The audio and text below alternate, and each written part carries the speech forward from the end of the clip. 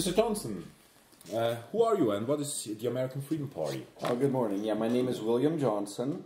I'm chairman of the American Freedom Party, and when you say, who am I, the most important thing is I am a husband of 35 years with 5 children. And that's the point that I want everybody to know, that all of our people need to get married, stay married, and have lots of children. That's the most important message that I can leave. But okay, what am I? I am a lawyer.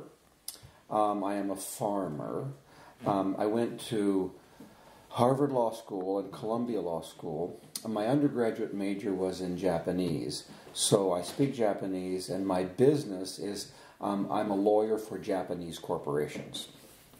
With the American Freedom Party, that's a political party. It's the nationalist political party in America, and it's been around for about 10 years. We're active in most states, but America is different than Europe in that we don't have proportional representation, so you have to get 51% or nothing at all. And so we don't have any elected officials, but we have people that run for office. Okay. Good morning, Mr. Sunic. Good morning. Who are you and what are you doing? Well, I can give you a short answer, but I can give you a long answer. Whatever you want. The short answer is, I guess I'm a free-thinking person. I also consider myself non-conformist, and I also consider myself a person who is just rejecting different and hostile myths and ideologies that have been very detrimental to our cause.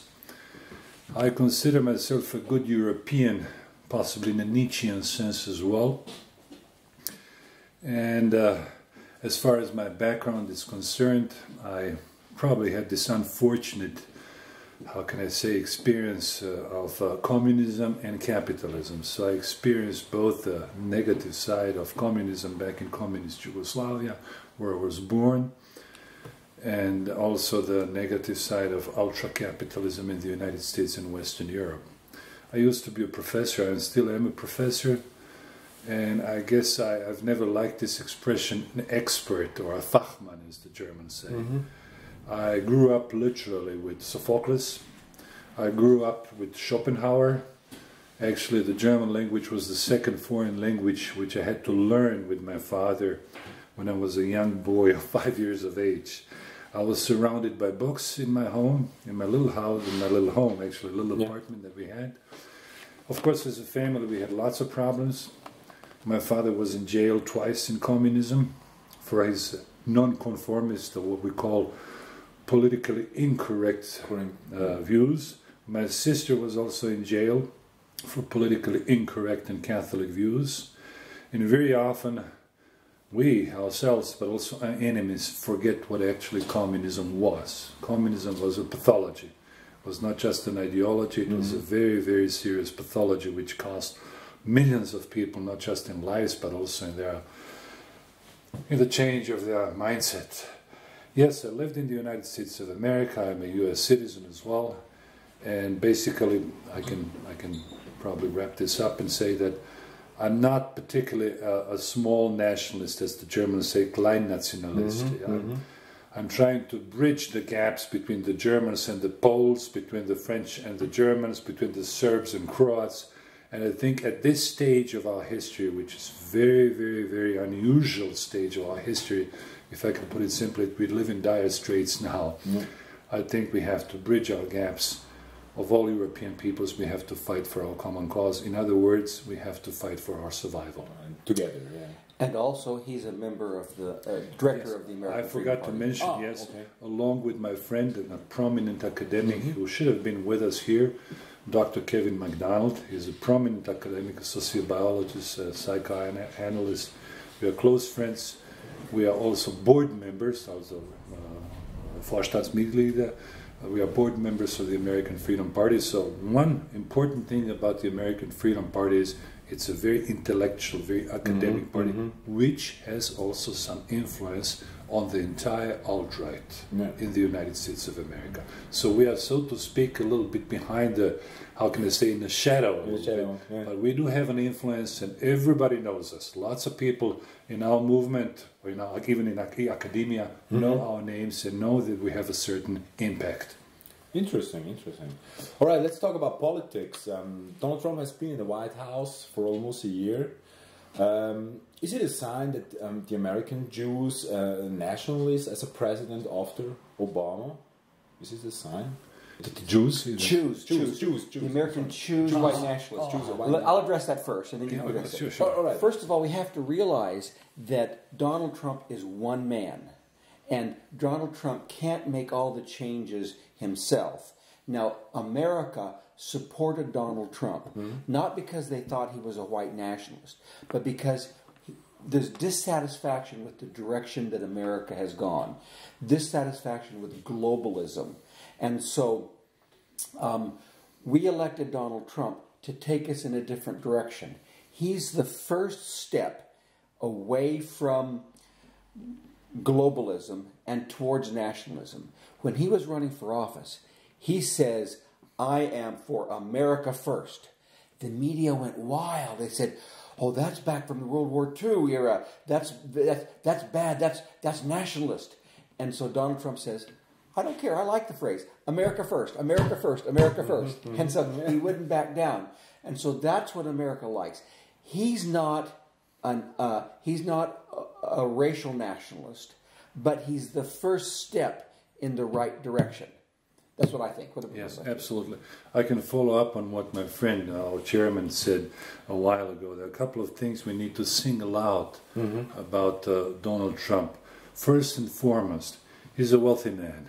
It's the first time in the American history that his electoral campaign had not been financed by hostile lobbies, by different pressure groups. So in a sense, he has a leeway. He can say certain things which other folks cannot say. Another thing, of course, he's not an academic. He's not an intellectual. But he's a very honorable man. You can tell it when you look at him. He says what is on his heart, what is on his mind. And that's the reason why most of the American people, most of the white people in America voted for him. And I take certain pride, if I may say, and I'm sure our chairman, Mr. Johnson, will agree with that. To some extent, we, the alt-right and the American Freedom Party, even prior to his campaign or during his campaign, we had been massively contributing with our tweets, with our Facebooks, with our speeches and lectures on his behalf. Of course, and I fully agree with that, that's an important thing to note. Right now, Donald Trump is actually fighting the war within his own house, not just metaphorically speaking, but literally. People within his own administrations are not quite in agreement with him. They're often hostile to him. Hence the reason what we are now observing in the American politics, whatever, it's frequently off the line, and actually it's not quite in accordance of what Trump would like to promote and what he would like to implement. I hope, though, that this is something very unique in American history, and I can tell you without any apologies that for the first time, after a long, long period of time, I feel proud of being an American. All right.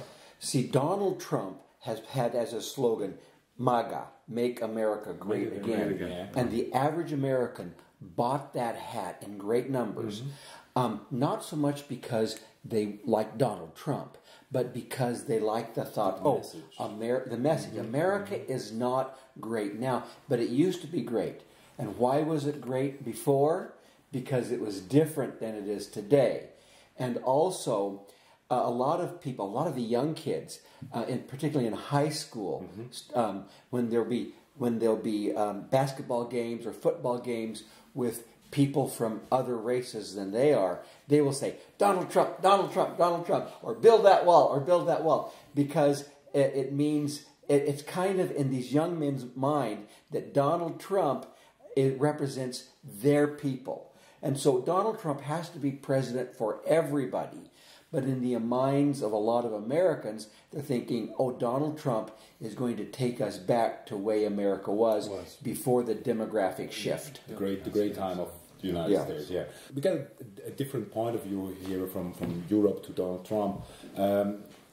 He has made a lot of promises in the election. He said he will build a wall to Mexico, stop the immigration, make America great again, we talk about. Has anything changed since he's in the White House? Or where is Donald Trump now? Lots of things have, of course, changed. There's no question about that. But keep in mind what I said earlier. He's literally facing roadblocks of resistance within his own administration. He's basically not just trying to reverse, if I can put it that way, the legacy of Obama. We have the whole system, what the Americans call the deep state, basically the administration, the whole system, which is just it's like a counterpower in a sense, which prevents him from implementing some of his decisions, particularly as far as the immigration policy is concerned. I think I'm fully in support of Trump. I'm fully not just in vetting. You know what vetting means, of non-European immigrants flowing or flooding the United States through across the borders. There are 16 million illegals, 16 million illegals who live in the United States of America. It takes 1 or 3 illegals to blow, the place apart, So one thing I certainly, because otherwise I'll forget that, one thing where he's of extreme importance for all of us, and I'm sure our chairman will agree with us, Trump, for the first time, we can say after 70 years, for the first time probably in a contemporary history, Trump has openly attacked the so-called free press.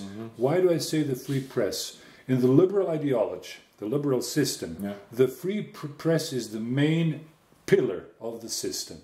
Now, basically, without even realizing that, Trump has actually rocked the boat. He has actually dismissed this idea about the so-called free press. And constantly in his tweets he says, this is not a free press, this is fake press. And of course, as a spillover, this has an enormous importance for all of us in Europe and for the Swiss as well. Because we nowadays, even a simple person, not necessarily academic, thanks to Trump, we now question what the Neue Zürcher Zeitung writes, what the Frankfurter Allgemeine Zeitung writes, and of course you have questions. Even if they are telling the truth, you have some questions in your mind. And against it, thanks to Trump, and also to a large extent also thanks to alt-right people who have been supporting him. You also have to realize what Donald Trump is and what he is not. Donald Trump is not a politician. And most people, you have to realize, that have gone into politics go in because they want to be popular, they want to get elected. And it's like Gary Hart was a senator and he was running for president many years ago. He was from Colorado.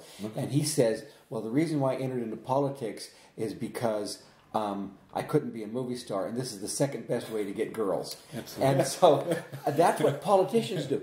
They are, some people are ideologues, but most of them go into politics because they want the popularity.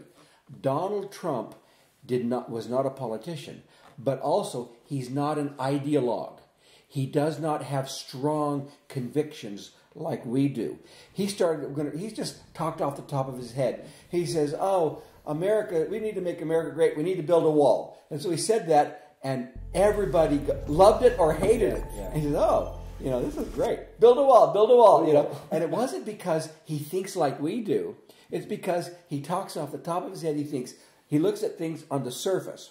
What changes do we need to make? And he says it. And then the press and everybody gets mad at him. And his personality is, well, I'm not backing down. I'm going to come on stronger. So he is an unknown quality. And we cannot put all of our hopes into him. He's just one man doing what he thinks is best from the top of his head, not from his heart. But he's a start. So you break the system just because of his personality? I think he's very different than most politicians. Because most politicians, if they say something that the people don't like, they'll apologize. He comes down harder. And that's a good thing. Whether you like his position or dislike his position. The fact that he will fight against the establishment is a good thing because the establishment is bad now. All right. Yeah, there are big differences between the United States and Europe of nationalism. Is there any way we can help each other? Because the problems are the same. We got the same problems as the US got. Would it be possible or even desirable to establish an I would say that a transatlantic nationalist connection? Absolutely. This is why I'm very grateful to Trump. As our chairman said just a while ago, Trump is not an ideologue. He's not a politician he's not a professional politician. Politics for him is a destiny, in the sense that he feels with the people. And I'm particularly impressed also with some of his foreign policy stances, like at the beginning, but we can talk about this later. He wanted to open up a little bit to Russia. He wanted to open up also to European peoples. I'm glad that his wife is Slovenian, next door. Her parents live literally 20 miles from where I live. And I'm sure you may have probably realized that many nationalist or rather patriotic movements, starting with Vlaams Belang in Belgium. I have some friends there. And then FPO also, the Strache, and then also with Madame Le Pen in France. They visited him. In fact, some of their high representatives were even in Washington D.C. And there's no question that they were all happy. Exactly last year in November, most of those nationalist parties, from those extreme nationalist parties from NPD all the way to in Greece, or to the moderate nationalist parties, they were very much in favor of Trump. Why is that the case? Because all of us, regardless whether we have a Greek origin, a Swiss origin, a Croatian origin, or white European origin in Europe, we are facing a big problem. It's not a problem. We are facing floods of non-Europeans. We are actually facing the threat of the complete reversal of our cultural heritage. We are actually facing the death, if I can put it somewhat metaphorically and somewhat pompously. But that's exactly why we need to have Trump. And that's exactly why Trump is, as my colleague said, is a first step to it. And we have to support him regardless of some of the differences, some of the misgivings we had about some of his foreign policy stances in Israel, in Syria and Iran, but we can cover that topic. So by and large, Trump is the best man. He's actually the last straw, so to speak, for us to keep our European heritage. Now, to answer your question, yes, we definitely need to build transatlantic relationship. But you have to realize that globalism is a worldwide poison, not just between Europe and America, although we have suffered the most because of it. But globalism is a worldwide phenomenon. So nationalism needs to be a worldwide counter to that. So the relationship shouldn't just be between Europe and America, but it should be all nationalist countries should look to see what is having in common.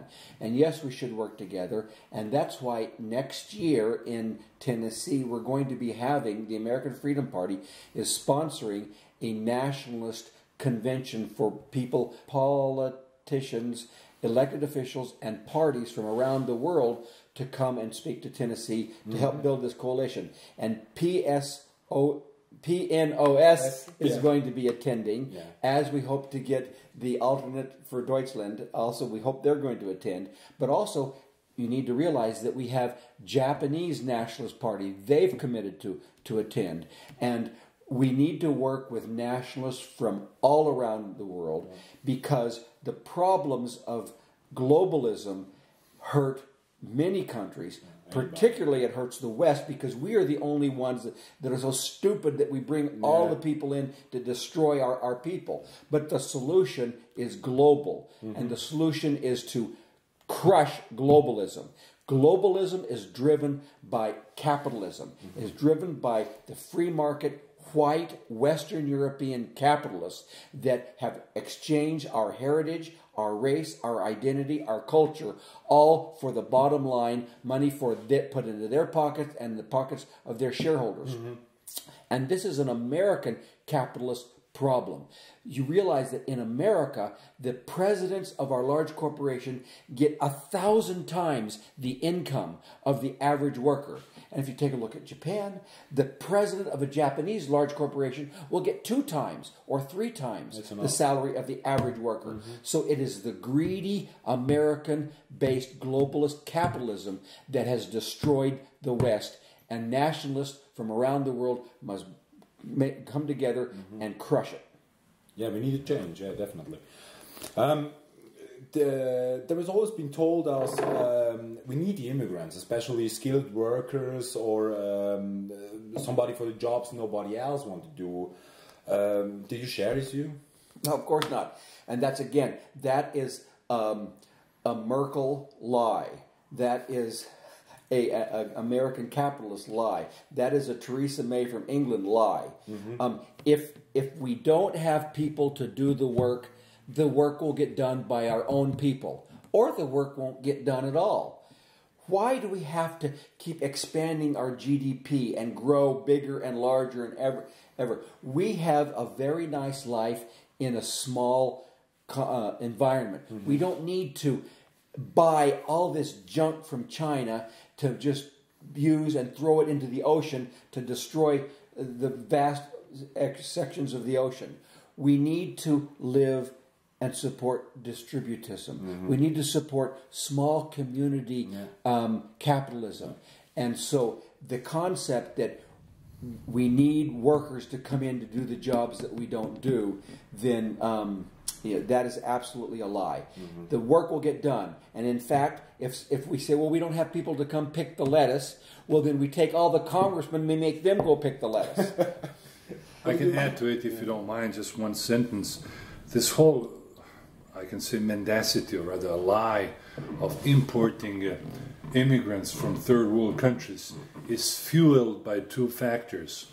One is the religion of multiculturalism. I call it a little bit ironically or a little bit sarcastically the religion of multiculturalism. You know, like we have to implement this brave new world where all people are the same, which means they're all expendable. So this is the prime reason. This multiculturalism, actually multiculturalism is a euphemism for multiracialism. Nobody wants to say the word race or multiracialism, so let's use the word, as the Germans say, multikulti. This is the prime reason that this religion of multiculturalism, which has invaded Europe ever since the Second World War, in the hope that all people will just live in a multi-ethnic hug, they will love each other. I know it from my own experience, it never works. We can see what's going on in South Africa, we saw what had happened in India, in Pakistan in 47, 48. It never works. Actually, it's the recipe for the explosive, for the dynamite. I hate to sound a little bit catastrophic, but what I can tell that the scenario, even in Switzerland, is not going to be nice. Another point, I may probably a little bit disagree here, but yes, there's no question that importing, and this is just the illusion, importing free labor, or rather a cheaper labor. What happens is that certainly it scales down the salaries of local workers. So yes, again, I fully agree with the capitalist. I'm just as much anti-communist as I'm an anti-capitalist, in a sense that it certainly hurts our people, hurts our middle class, and it's certainly not a miracle that most people who voted for Donald Trump are disfranchised, poor people, blue-collar workers, just like, for instance, if you look at the Front National, if you look at the Vlaams Belang, these are mostly blue-collar workers who vote for them. So this we also got to keep in mind, that capitalism is just as dangerous, we call it turbo-capitalism, it's just as dangerous as communism. These are some of the issues that need to be clarified later on. Yeah, there are people who say we live in an era of Cold War, of racism. Is that true? Do you think That's interesting. I have never heard the concept of Cold War applied to different races before. I have not heard that. Let me just think about that for a second. Because in the Cold War, it was not fighting. It was posturing. It was maneuvering. And it was competition from and countering each other's moves. So does that exist with regard to race today? I don't know. But I think whereas the Cold War died out and it didn't precipitate real war, I think that if you want to call it the racial Cold War is different in that it's likely to precipitate into actual physical conflict. More than just Antifa throwing rocks through our windows of last night. Major conflict. Because we have an uneasy peace in the West now. And why do we have an uneasy peace? Because it is a constant seceding of position by the white people and the constant taking of that position by the non-whites. So there's peace as long as the whites continue to give up whatever it is. I mean, whether it's their educational system, because the incoming class of Harvard this year is the first time majority non-white, and the doctors that are coming in and to do our doctoring are many non-whites. And so as long as we give up our land, our heritage, our culture, our language, our income to the encroaching non-whites, then we have an uneasy peace. Is that a Cold War between them?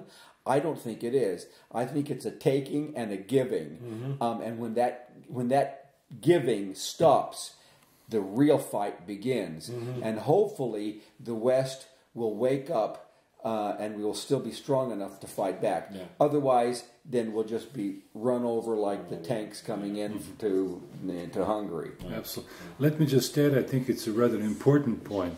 First and foremost, we have to dismiss the idea that only whites are racists. This is almost like a myth which exists, which prevails also to a large extent in Germany, in Switzerland, especially in the United States of America, also in Eastern Europe. There is this myth, there's this mendacity that white people were racist, that they were fascists, that they were Nazis. So these are usually memes, so how can I shut up words? Okay, that's a good expression. These are shut up words to shut all us up, to make us silent. Now, let's keep in mind, and I know it from my experience because I lived for a long period of time in Africa and I studied this. In fact, this is my job also, my field of study. Other races are just as much racist towards other races. I can tell you that. I can give you some statistics, and I'm sure Mr. Johnson can only confirm that in Los Angeles, or for that matter in California, the blacks do not have good relationship with Hispanics, with mestizos. The Japanese or the Chinese Americans of Japanese or Chinese or Asian extraction, they don't talk almost to blacks. They only talk as much as they have to. Or for instance, you don't have to go that far. Go to Germany to those what they call Empfangslager, those reception centers for the immigrants from different parts of the world. The Kurds or the East Asians will not talk to Syrians. So racism is simply not a privilege, how can I say, in the quotation marks, of the white people. In fact, I should say that the whites have traditionally, throughout their history, been very open-minded, regardless of some of the bad things. But by and large, look at our civilization, look at the concept of democracy and tolerance and so on. Look at the Swiss. We can have some second thoughts about that some immigrants are not, but by and large, we've always been very, very forward. We've been very open to people of different races. I mean, I could go on and give you some statistics. Look at what happened recently in Haiti. And Haiti is the poorest country in the world, right next to America. When there was the big earthquake the other day, a couple of years ago, who did they ask for help? They asked white Americans. Of course. Look, what happens? Something happens. It's the Red Cross that Switzerland will go to Bangladesh. So what I insist for your listeners and for our viewers and for your party members as well, please, folks, get rid of those guilt feelings, those Schuldgefühle. This is very dangerous for us. This has been implemented. This has been foisted upon us. This is very dangerous. We have to fight for our preservation, for our biological survival. Let me add right there, the least racist people in the entire world are the white people. Only white people have fought brother to brother to end slavery like we did in the American Civil War. Every day, from dawn to dusk, there will be tens of thousands of meetings of white people, PTAs, Rotaries, schools, education systems, to see what they can do to elevate the plight of the non-white. We get together to try to make their life better. But in that same day, there will be not one meeting anywhere in the entire world to do what the non-whites meeting to do what they can do to make the white people's life better. It's a one-way street. Yeah. We are the least racist people in the entire world. And also, another point you need to make, that whites are not white supremacists. We have been taught that we are not supremacists. So we have the biggest problems out there. The biggest white supremacists are the non-whites, because they all look at us and they think, oh, I want to move into their area. I want to live with them. Yeah. I want to marry their children. I want to be like the white people. They are the white supremacists, not us. We are the ones that are destroying ourselves. We are the absolute worst people in the entire world because we don't care about ourselves. Everybody else are white supremacists, not the whites. Interesting point, yeah. Their main problems whose cause is illegal immigration, crime, poverty, instability, etc., etc. What do you think? Can we save the United States and Europe? About the immigration? About everything. Why don't you start and then I'll follow up on that. Okay. As you know, we are on the brink of destruction. Every country in the world. But we're also on the cusp of change. So our people have existed for tens of thousands of years, and we will exist. There will be a remnant that will wake up, and we will expand. And of course, you know, we're going to be contracting because we're not having children. And if you go to California, our white men are all dating Asian women, and our white women are dating black men, and they're having mixed race kids. They've made their choice. But there will be a remnant of the Northern European Nordic prototype who will wake up, and it may take generations, but we will survive, we will thrive, and we will have a future again. But it is up to us to stand bold and stand strong. I would just like to add something to what my colleague said about this immigration phenomenon. Since my field of study is semantics, is actually political syntax, if I can put it that way. You have to realize, particularly the German language has been subject to semantic distortions. And unfortunately, even our or your politicians, including Frau Merkel, they're using words which are completely wrong, completely falsified words. In fact, I should say lying words. We are not talking about Flüchtlinge. We are not talking about refugees. Flüchtlinge means refugees. Yeah. Those people, if they were true refugees, then they would probably ask for political asylum in Turkey, in Greece, which are more or less, relatively peaceful countries. There are also large parts of the Syrian territory where there is no war whatsoever. But no, they just want to. They have their fixed. They have this obsession. They just don't want to go to Germany, and they want to go to Sweden. Why is that the case? Because they were invited by our hostile elites, which are non-Germanic at all, which do not favor our cause, which do not favor our child or our natality or something. So this is where the problem lies with immigration. Those folks, I don't blame them. I blame our corrupted political elites who bring them over here across the Balkan route. And of course, none of them wants to stay there. Even if they were kept, let's say, in Croatia for a while, no, they don't want to stay there. They want to all flee to Austria and Germany. And I think our elites, our political class is simply, well, I guess I don't want to use some bad words against it, but it's simply they need to be held on account. They need to be interrogated themselves. And one of these days, I guess they'll have to answer for what they did to us. They did a great deal of damage to all of us. The same thing we have also in the United States of America. I mentioned a while ago, there are lots of illegals. They don't come because they want to enjoy, the free speech and something. They come there because they can get certain freebies, as we say, certain free commodities, which otherwise they can't. Now, if I can just backtrack a little bit, it's a long story. I don't want to take too much time. Africa is the richest, the wealthiest, the richest country in terms of minerals, in terms of oil, in terms of everything. And yet, we are seeing that in Africa, nothing has been going on very much. You don't hear about this in the media. Rhodesia, now Zimbabwe, South Africa were the richest countries in Africa. Yeah. There were lots of blacks coming from the north and then settling down in South Africa, in Durban, Pretoria, and so on, also in Rhodesia. Now, they don't have enough expertise because all the whites have been thrown out. I could go now for hours and tell you how the white plight, not flight, but white plight. This time, white plight in South Africa is very bad because many whites have been killed. And many whites, in fact, European South Africans, they've been simply thrown out, and they're prevented from showing their intelligence, their expertise in actually propping up the country from what it was a long time ago. Yeah, Mr. Sunic, Mr. Johnson, thank you very much for the interview. And thank you very much. That you find a way here to Switzerland. And thank you for all that you do to save our people. Thank you very much.